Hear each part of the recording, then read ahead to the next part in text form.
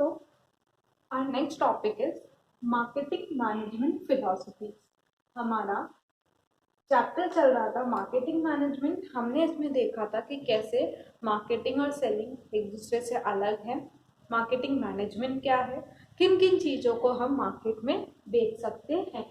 अब हम देखेंगे कि कुछ फिलॉसफीज है जिसके ऊपर मार्केटिंग मैनेजमेंट बेस्ड है, या फिर हम ऐसा बोले कि अलग अलग कंपनीज कुछ कॉन्सेप्ट्स अपनाती है मार्केटिंग मैनेजमेंट करने के लिए। वो क्या क्या कॉन्सेप्ट है? Production concept, product concept, sales concept, marketing concept और सोसाइटल कॉन्सेप्ट। अलग अलग कंपनीज अपने स्पेसिफिकेशंस के हिसाब से या अपनी नीड्स के अकॉर्डिंग अलग अलग कॉन्सेप्ट्स अपनाती है। सबसे पहले अगर हम बात करें प्रोडक्शन कॉन्सेप्ट की, प्रोडक्शन कॉन्सेप्ट क्या बोलता है कि फॉर एग्जाम्पल ऐसे लेते हैं हम, जैसे कि एक कंपनी है, उसका एक मशीनरी है, उस मशीनरी को एक बार चलाने के लिए अगर एक बार मैं चलाती हूँ तो 1,000 रुपये उसका कॉस्टिंग आती है, और 1,000 रुपये उसकी कॉस्टिंग आती है, और उसके अलावा उसमें एक बार में 100 यूनिट्स बनती है, ठीक है। और 1,000 रुपये कॉस्टिंग आएगी ही आएगी, चाहे मैं 10 यूनिट बनाऊँ, 20 बनाऊँ, 50 बनाऊँ कि 100 बनाऊँ, 100 उसकी लिमिट है। और मैं अगर उसमें 10 यूनिट ही बनाती हूँ तो मेरा क्या होगा, 10 यूनिट डिवाइडेड बाय 1,000, मतलब मेरी एक यूनिट कितने की बनेगी, 100 रुपए की बनेगी। वही अगर मैं 20 यूनिट बनाऊं तो मेरी एक यूनिट कितने की बनेगी,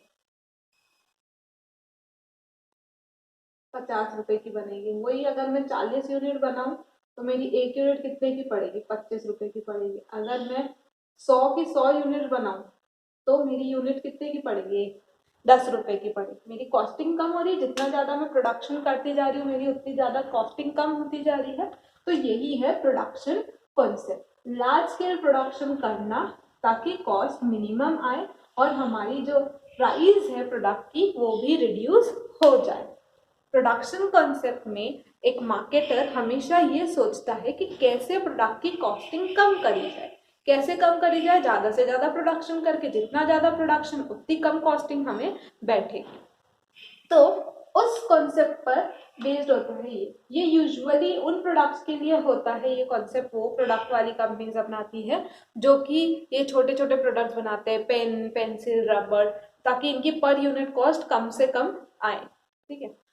और या फिर रजिस्टर्स है, या फिर ऐसे जो छोटे छोटे जो प्रोडक्ट्स होते हैं, स्टील कंपनीज है जो यूटेंसिल्स बना रही है छोटे छोटे, तो उनका कटिंग का काम कम से कम हो जाए, तो जिनका खर्चा कम से कम हो, कॉस्टिंग कम से कम पड़े, ऐसी जो कंपनीज होती है ये प्रोडक्शन कॉन्सेप्ट अपनाती है। नेक्स्ट अगर हम बात करें लेकिन अब जैसे ये कंपनी है, ये कब काम नहीं करेगी, जैसे अगर मैं किसी चीज को ज्यादा स्केल पर प्रोड्यूस करती हूँ, उसकी डिमांड भी तो होनी चाहिए, जरूरी थोड़ी मैंने प्रोड्यूस कर दिया तो सामने वाले को खरीदना ही खरीदना है। ये फायदेमंद कब होती है, जब प्रोडक्शन भी लार्ज स्केल हो और साथ ही साथ मार्केट में उस चीज की डिमांड भी हो, तब प्रॉफिटेबल ये वाला कॉन्सेप्ट होता है, बाकी ये प्रॉफिटेबल नहीं होता है। सेकंड अगर मैं बात करूं प्रोडक्ट कॉन्सेप्ट की, प्रोडक्ट कॉन्सेप्ट क्या होता है? प्रोडक्ट कॉन्सेप्ट बोलता है कि हमेशा गुड क्वालिटी प्रोडक्ट्स मैं दूं ताकि मेरे मार्केट में एक पहचान बने कि भाई इस कंपनी के प्रोडक्ट्स हमेशा अच्छे होते हैं। मैं हमेशा अपने प्रोडक्ट में एक्स्ट्रा फीचर्स डालूं, उस प्रोडक्ट को हमेशा इम्प्रूव करने की कोशिश करूं, उस प्रोडक्ट को हमेशा दूसरे कॉम्पिटिटर्स से बेटर करने की कोशिश करूं, उसमें हमेशा ऐसी कस्टमर वैल्यूज क्रिएट करूं जो मुझे दूसरों से बेटर बना दे। तो प्रोडक्ट कॉन्सेप्ट जो है वो क्या बोलता है कि अच्छी क्वालिटी का प्रोडक्ट बनाना है, एक्स्ट्रा फीचर होने चाहिए, और हर बार वो प्रोडक्ट को इम्प्रूव करने की ही कोशिश करेगा। बट प्रोडक्ट कॉन्सेप्ट हमेशा जब बोल रहा है कि हाई क्वालिटी प्रोडक्ट बनेगा, हाई क्वालिटी प्रोडक्ट होगा तो क्या होगी, मेरी कॉस्टिंग भी ज्यादा होगी, हाई कॉस्ट होगी, हाई कॉस्टिंग होगी। तो जब हाई कॉस्टिंग होगी तो हर कोई मेरा प्रोडक्ट खरीद नहीं पाएगा। यहाँ पर क्या हो रहा है, लो प्राइस प्रोडक्ट है, तब भी लोग बात झिझकेंगे कि भाई मैं प्रोडक्ट खरीदू नहीं खरीदू, लो प्राइस वाला है तो लो क्वालिटी, लोगों की मेंटालिटी होती है कि कम प्राइस का मतलब कम क्वालिटी का है। तो यहाँ पर क्या प्रॉब्लम आती है कि लो प्राइस का होने के कारण लोग बात कम खरीदते हैं, और यहाँ पर हाई कॉस्टिंग पड़ती है तो भी लोग कम खरीदेंगे। लोगों को क्या चाहिए, एक मीडियम रेंज का प्रोडक्ट होना चाहिए जो क्वालिटी भी अच्छी हो, जिसका प्राइस भी कम हो, इस तरीके का प्रोडक्ट चाहिए होता है। लेकिन यहाँ पर अगर मैं अच्छी क्वालिटी दूंगी तो क्या होगा, मेरे प्रोडक्ट की प्राइस बढ़ जाएगी। तो ये वाला जो कॉन्सेप्ट है ना, ये यूजुअली वो कंपनीज लगाती है जिनका ऑलरेडी एक ऐसा मार्केट हो, जिन्होंने उन्हें बहुत बड़ा मार्केट ग्रैब कर रखा हो। जैसे आईफोन, वो हमेशा क्वालिटी प्रोडक्ट देता है और उसका प्रोडक्ट की क्वालिटी इतनी अच्छी होती है, हर बार एक्स्ट्रा फीचर देता है, हर बार अपने प्रोडक्ट को इम्प्रूव करने की वो कोशिश करता है, और उसके प्रोडक्ट की कॉस्टिंग हाई होने के बावजूद भी उसका प्रोडक्ट मार्केट में बिक जाता है।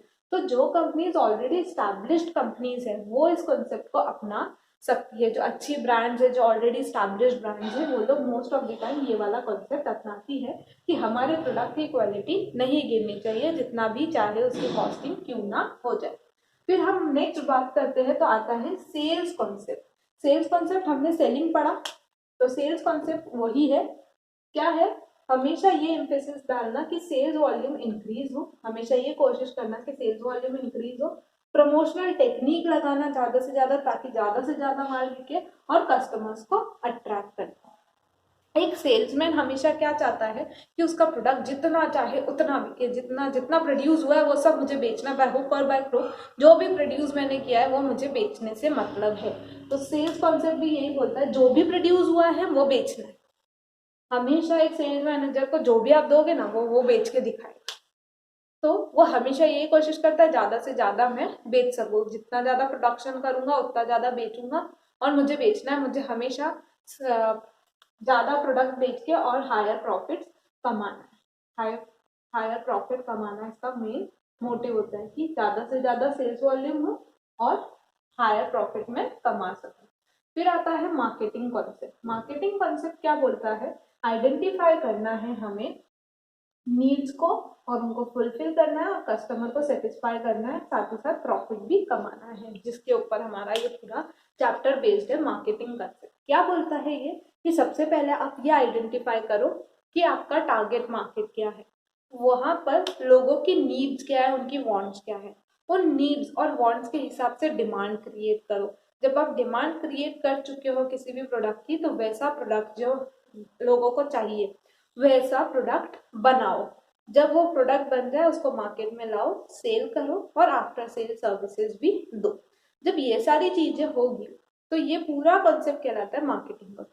अब मार्केटिंग कॉन्सेप्ट में हमेशा एक मार्केटर ये कोशिश करता है कि जितना हो सके मैं उतना बेटर प्रोडक्ट दूं, मैं हमेशा कस्टमर को सेटिस्फाई करने की सोचूं, कस्टमर ही मेरे लिए राजा है, जब कस्टमर सेटिस्फाई नहीं तो मतलब ही नहीं है प्रॉफिट कमाने से। तो इस पर बेस्ड होता है हमारा मार्केटिंग कॉन्सेप्ट, अच्छे से अच्छा प्रोडक्ट लोगों की जरूरत के हिसाब से क्रिएट करना और बनाना और कस्टमर को सेटिस्फाई करना। फिर आता है सोसाइटल कॉन्सेप्ट। सोसाइटल कॉन्सेप्ट नाम से ही पता चल रहा है, सोसाइटी के लिए मतलब कस्टमर को सेटिस्फाई भी करना है और सोशल वेलफेयर भी करना है। कैसे कर सकते हैं सोशल वेलफेयर, तो जब हम किसी से कुछ लेते हैं तो उसको वापस रिटर्न में भी कुछ देते हैं, ठीक है। सोसाइटी से ही तो हम सब कुछ लेते हैं, हमारा रॉ मटेरियल हमसे लेते हैं, हमारी ह्यूमन कैपिटल कहाँ से आती है, सोसाइटी से आ रही है, हमारा फाइनेंस का पैसा कहाँ से आता है, सेविंग्स जो सोसाइटी जो सेविंग्स करती है उससे तो हमें ब्याज, उससे तो हमें फाइनेंस मिलता है। तो हर चीज जब हम सोसाइटी से ले रहे हैं, हमारा प्रोडक्ट खरीदता कौन है, सोसाइटी खरीदती है, तो उसको भी हमें कुछ देना चाहिए। तो हमेशा हमारा जो प्रोडक्ट बने वो सोशल वेलफेयर का भी ध्यान रखते हुए बने। आपकी जो कंपनी है वो एनजीओ कॉर्पोरेट गवर्नेंस के बारे में सोचे कि भाई हम हमेशा कंपनी जो है वो हमेशा ये कोशिश करे कि सोसाइटी को कभी भी कोई हार्म ना होने दे। तो सोशल, एथिकल और इकोलॉजिकल एस्पेक्ट्स को ध्यान में रखते हुए मार्केटिंग करना ये सोसाइटल कॉन्सेप्ट के अंडर में आता है।